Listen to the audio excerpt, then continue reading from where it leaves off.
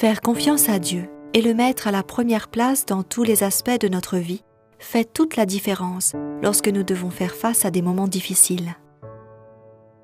Eddie Nilsson et Rose livraient des surgelés au supermarché de Manaus, Brésil, dans un petit camion réfrigéré.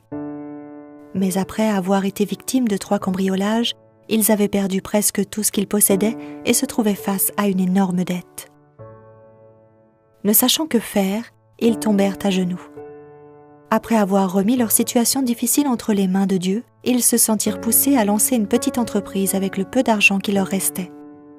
Le problème était qu'il ne leur restait que 5 $. Que faire avec cette somme ridicule?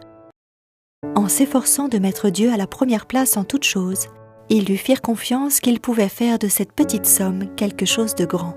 Ce couple se sentit alors poussé à acheter les ingrédients nécessaires pour faire 16 pains de céréales complètes. Ils vendirent rapidement la totalité de ces pains à leurs voisins et à leurs amis et furent touchés en reconnaissant la puissante main de Dieu dans leur nouvelle entreprise. Après avoir apporté à Dieu leurs dîmes et leurs offrandes de promesses, ils investirent leurs bénéfices nets dans d'autres ingrédients pour faire un plus grand nombre de pains. Et c'est ainsi que d'une manière aussi simple, ils lancèrent ce qui est devenu aujourd'hui une compagnie qui compte 15 employés et produit 15 000 pains par mois. Voici comment ils avaient planifié d'honorer Dieu par leur entreprise.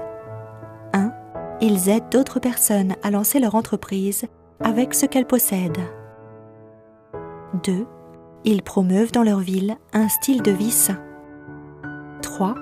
Ils sont bien décidés à être fidèles dans leurs dîmes, ainsi que dans leurs offrandes de promesses équivalentes à 15% de la totalité des bénéfices de leur compagnie. Et Dieu, par sa puissante main, ajoute chaque jour tout ce dont nous avons besoin, disent Eddie Nilsson et Rose. En apportant à Dieu notre dîme et nos offrandes de promesses, mettons aussi nos désirs à la dernière place, et Dieu à la première.